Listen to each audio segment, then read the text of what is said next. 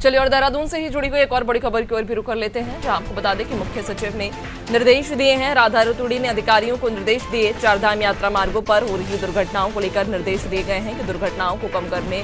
के उपाय किए जाएं। नियमों का अनुपालन करने की भी अपील लोगों से भी की गई है और साथ ही अधिकारियों को भी सख्त निर्देश दिए हैं कि चारधाम यात्रा मार्गों पर लगातार जो दुर्घटनाएं बढ़ रही हैं उनको कम किया जाए, इस दिशा में काम किया जाए, जिसको लेकर राधा रतूड़ी मुख्य सचिव ने अधिकारियों को निर्देश दिए हैं। तो इसके अलावा नियमों का अनुपालन करने की भी अपील जहां लोगों से भी की गई है। वहीं आपको बता दें कि चारधाम यात्रा पर इस बार भारी संख्या में भक्तों की भीड़ उमड़ी है। लोग बढ़ चढ़कर चारधाम यात्रा में पहुंच रहे हैं और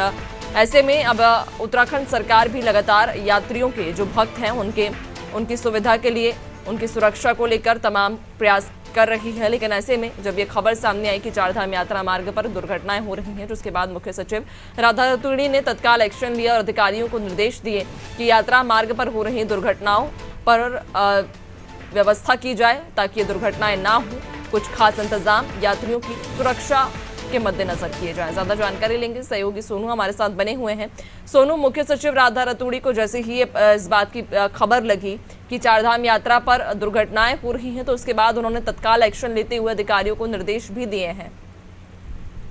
देखिए, जिस तरह से बड़ी संख्या में चारधाम यात्रा करने के लिए श्रद्धालु पहुंच रहे हैं और जिस तरह से जो वाहनों की संख्या बढ़ रही है मार्गों पर, उसको ध्यान में रखते हुए और खास तौर से चूंकि अब बारिश का सिलसिला भी उत्तराखंड में शुरू हो गया, तो ऐसे में जो चारधाम यात्रा मार्ग है यहाँ पर जन हानि ना हो और जो सड़क हादसे हैं, सड़क दुर्घटनाएं हैं, इनको न्यूनतम किया जा सके। खास तौर से वर्षा काल के दौरान जो है जब भूस्खलन जैसी घटनाएं सामने आती हैं, इसके साथ साथ बड़ी संख्या में जो लोग पहुंच रहे हैं उनकी यात्रा सुरक्षित हो और सुरक्षित यात्रा हो सके, इसको सुनिश्चित किया जाए। तो इसी को ध्यान में रखते हुए अधिकारियों को ये दिशा निर्देश दिए गए हैं कि जो मोटर मार्ग है उन पर सड़क दुर्घटनाएं न हो। हाल ही में कई सड़क दुर्घटनाएं सामने आई हैं और उनकी मजिस्ट्रियल जांच भी बिठाई गई है। तो ऐसे में जन हानि ना हो, इस पर ज्यादा फोकस किया जा रहा है और खास तौर पर यातायात के नियमों का बाहरी क्षेत्रों से पहुंचने वाले तीर्थयात्री जो हैं वो कैसे यातायात के नियमों का पालन करें और खासतौर से पर्वतीय क्षेत्रों में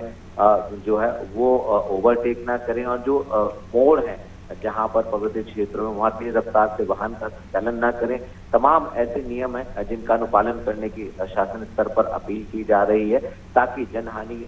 को कम से कम किया जा सके, सड़क हादसों को कम से कम किया जा सके और जो सड़क दुर्घटनाएं हैं वो आने वाले समय में ना हो।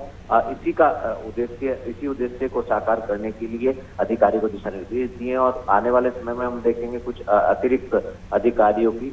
मोटर मार्गों पर जिम्मेदारी भी तय की जाएगी ताकि सड़क दुर्घटनाओं को रोका जा सके। पुलिस प्रशासन लगातार अभी मुस्तैदी के साथ कार्य कर रहा है और लगातार वाहनों की चेकिंग भी हो रही है। परिवहन विभाग के अधिकारी भी लगातार वाहनों की चेकिंग कर रहे हैं, सवारियों की संख्या को भी सुनिश्चित कर रहे हैं और ये भी सुनिश्चित कर रहे हैं कि सभी जो बाहरी क्षेत्रों से पहुंचने वाले तीर्थयात्री हैं वो उत्तराखंड सरकार के यातायात नियमों का पूरी तरह से अनुपालन करें। बिल्कुल सोनू, और अगर यात्रियों की हम या भक्तों की हम सुरक्षा की बात करें या उनकी सुविधा की बात करें, तो किस प्रकार की सुविधाएं, किस प्रकार की सुरक्षा उन्हें मुहैया कराई जा रही है? देखिए, अलग अलग स्थानों पर जो है वो बैरिकेटिंग लगाई गई है और अलग अलग स्थानों पर जो यात्री हैं उनके रहने की व्यवस्था की गई है, खान पान की व्यवस्था की गई है और पार्किंग की भी व्यवस्था की गई है। कुछ ऐसे स्थान है जहां पर विषम भौगोलिक परिस्थितियों के चलते अभी पार्किंग की समस्या है। इस समस्या के समाधान के लिए सरकार ने रणनीति बनाई है कि टनल पार्किंग भी बनाई जाए और जो प्राइवेट भूमि है उस पर भी जन सहभागिता के सहयोग से एक निश्चित शुल्क अदा करने के बाद पार्किंग की व्यवस्था कर ली जाए। इसके साथ साथ जो यात्री यहाँ पहुंच रहे हैं उनकी यात्रा सुरक्षित हो, ये भी सुनिश्चित किया जा रहा है और जो यात्री रजिस्ट्रेशन कराने के बाद पहुंच रहे हैं